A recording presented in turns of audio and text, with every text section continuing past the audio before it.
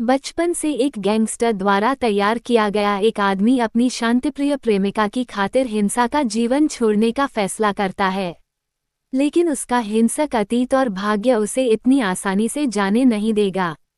Retro movie review. Retro के प्रस्तावना में ही कार्तिक सुब्बाराज ने पौराणिक कथाओं को स्थापित किया है जो उनकी फिल्म के कथानक को आगे बढ़ाएगी।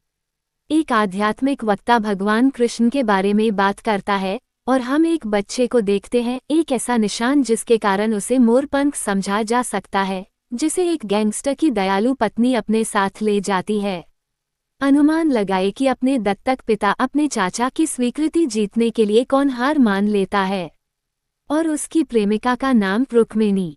बाद में हम इस चरित्र को देखते हैं जिसे अब एक द्वीप पर लोगों के एक उत्पीड़ित समूह द्वारा द वन माना जाता है, जो एक अखाड़े में रुक्मिणी पूजा हेगड़े प्रभावी चाहती हैं कि यह किरदार पारिवेल कन्नन, एक बेहतरीन सूर्या जो राक्षस और भगवान दोनों की भूमिका निभाता है, अपने हिंसक तरीके छोड़ दे और बुद्ध की तरह लोगों का भला करे। लेकिन क्या होगा अगर पारी वास्तव में एक कृष्ण है जिसका भाग्य लोगों को उनके उत्पीड़कों को मारकर बचाना है? और यह संघर्ष ही है जो हमें मुख्य रूप से फिल्म में बांधे रखता है, जो एक संघर्ष से दूसरे संघर्ष में उलझा रहता है। एक वांछित गोल्डफिश के रूप में एक मैगफिन है जो पारी और उसके पिता थिलगन जोजू जॉर्ज के बीच घर्षण पैदा करता है और प्रेमियों के बीच संघर्ष की ओर ले जाता है। बाद में हमें एक और मिलता है जिसमें पारी का किंग विधु के साथ संघर्ष शामिल है, जो एक हिंसक पंथ चलाता है, और एक उन लोगों के बारे में है जो किंग द्वारा प्रताड़ित किए जा रहे हैं, जो मानते हैं कि उनका उद्धारकर्ता एक दिन आएगा और उन्हें मुक्त करेगा।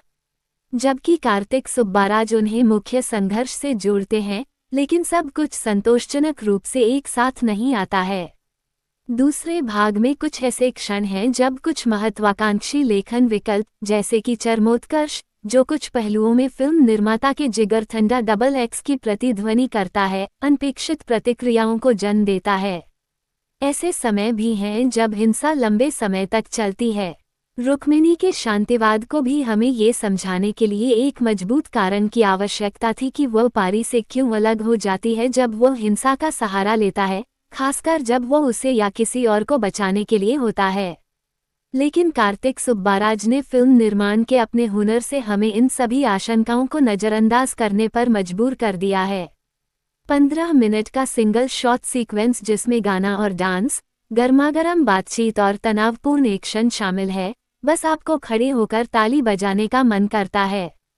इसी तरह बायोल्यूमिनेसेंट समुद्र में एक एक्शन सीन शानदार दृश्य बनाता है। श्रेयस कृष्णा सिनेमेटोग्राफर हैं।